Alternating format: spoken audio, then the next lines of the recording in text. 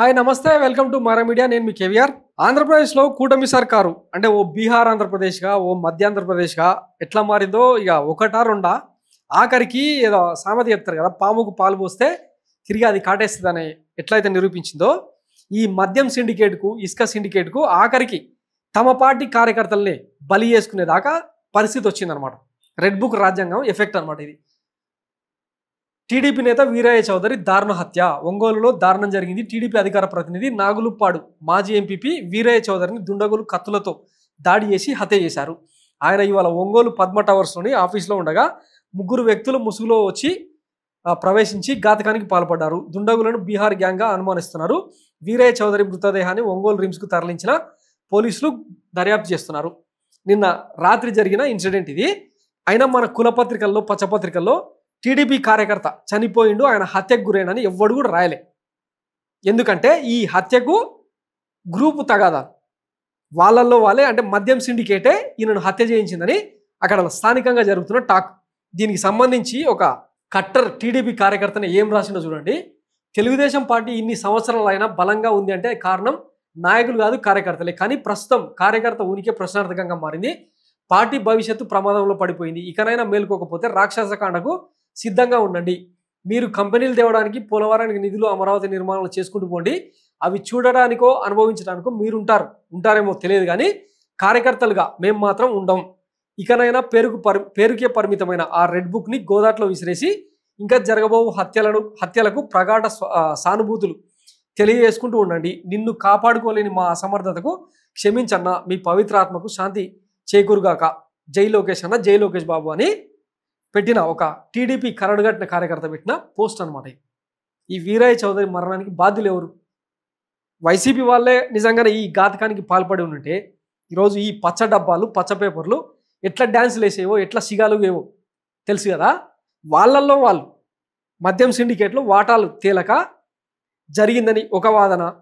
తర్వాత ఇసుక మాఫియాకు సంబంధించిన అంటే ఆయన కొన్ని అడ్డుకునే ప్రయత్నం చేసిండు, అందుకే తమకు అడ్డుగా ఉన్నాడని చెప్పి భావించి ప్రత్యర్థులు ఆయన హతమార్చిండని చెప్పి ఒక వాదన. క్లారిటీ లేదు, కానీ అది టీడీపీ గ్రూప్ గొడవ అన్నది మాత్రం ఫైనల్ కంక్లూజన్ అనమాట. ఉమ్మడి ప్రకాశం జిల్లాతో పాటుగా ప్రకాశం జిల్లాలో పల్నాడు జిల్లాలో మద్యం వ్యాపారాలు ఉన్నాయని తెలుస్తోంది. ఈయనకు సిండికేట్లతో కలిసి మద్యం వ్యాపారం చేస్తున్నారని కొన్ని రోజులుగా విభేదాలు నెలకొన్నట్టు సమాచారం. ఈ నేపథ్యంలో హత్య జరిగి ఉంటుందని ప్రచారం జరుగుతుంది. అలాగే ఆయనకు రియల్ ఎస్టేట్ వ్యాపారాలు కూడా ఉన్నట్లు చెప్తున్నారు. ఇటీవల బెంగళూరులో కొన్న ఓ భూ వివాదం ఈ హత్యకు కారణమై ఉండొచ్చు, ఈ నేపథ్యంలోనే హత్య జరిగి ఉండొచ్చు అని చెప్పి కథనం నడుస్తుంది. అలాగే రామాయపట్నం పోర్టుకు సమీపంలో వివాదాస్పద భూమిని రిజిస్ట్రేషన్ చేయించుకున్నారని అది కూడా కారణం కావచ్చన్న ప్రచారం జరుగుతుంది. అలాగే తెలుగుదేశం పార్టీలో కొంతమందితో ఆయనకు వివాదాలు ఉన్నట్టు తెలిసింది. మొత్తం వీరయ్య చౌదరి హత్యకు కారణాలు స్పష్టంగా ఏమీ తెలియకపోయినా అది వాళ్ళ అంతర్గత వ్యవహారం అని వదిలేయడం తప్పిస్తే ఇంక వేరే ఆప్షన్ లేదనమాట. అందుకే పచ్చపత్రిక లేవు కూడా వీరయ్య చౌదరి మరణాన్ని రాయలే, హత్యను రాయలే. అదే వైఎస్ జగన్మోహన్ రెడ్డి హయాంలో ఆ డాక్టర్ సుధాకర్ని కానీ లేకపోతే ఈ వనజాక్షి ఇన్సిడెంట్ కానీ ఎట్లా పతాక శీర్షికలు తీసుకొచ్చినాం మనం. మొన్న కడపలో ఒక ముస్లిం యువకుడిని నడి రోడ్డు మీద అడ్డంగా నరికి చంపితే ఈ రాష్ట్రంలో అరాచకాలకు అవినీతికి కుదవలేదన్నట్టు ఇంకా ఎట్లా రాసుకొచ్చినా చూసినాం కదా. ప్రతిదానికి వైఎస్ జగన్మోహన్ రెడ్డి పాలననే ఈ హత్యలకు అరాచకాలకు కారణం అని చెప్పి ప్రొజెక్ట్ చేయడం అన్నమాట. సో రెడ్ బుక్ రాజ్యాంగం ఇట్లా తమ పార్టీ కార్యకర్తలనే బలి తీసుకునేదాకా వచ్చిందనమాట. అనుభవించండి. ఇప్పుడు వైసీపీ వాళ్ళకు ఏం జవసత్వాలు ఉన్నాయి? వాళ్ళు కనీసం అవతలి వ్యక్తిని కన్నెత్తి చూసే పరిస్థితి కూడా లేదు. తమని తాము డిఫెండ్ చేసుకునే క్రమంలో సైలెంట్ అయిపోయి మ్యూట్ అయిపోయారు తప్ప ఎదురు దాడులు చేయడం కానీ అడ్డుకోవడం కానీ చేసే పరిస్థితులు ఉన్నాయా?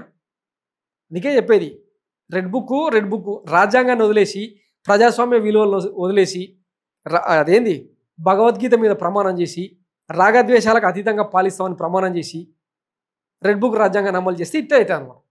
రేపు ఇంకా ఎంతమంది బలి కావాలనో నేను చెప్తున్నమాట కాదు, స్వయంగా కరడుగట్టిన టీడీపీ పచ్చ కార్యకర్త రాసింది. ఇంకా ఆయన ఆవేదన అర్థం చేసుకోవాలి.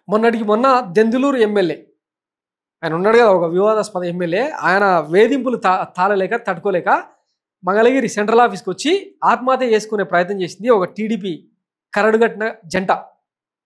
పాపం అంటే వృద్ధాప్యంలో ఇంకా తమను వేధిస్తూ ఉన్నాడని చెప్పి పార్టీ హైకమాండ్కు పార్టీ కీలక నేతలకు తమ గోడు వెళ్ళబోసుకున్న న్యాయం చేయట్లేదని చెప్పి ఆఖరికి ఆత్మహత్యకు పాల్పడేందుకు అదేంటి పురుగుల మందు తెచ్చుకొని టీడీపీ సెంట్రల్ ఆఫీస్లో తాగే ప్రయత్నం చేసి ఇంతకు మించిన అవమానాలు ఏం కావాలి ఈ లుచ్చా పార్టీకి పచ్చ పార్టీకి?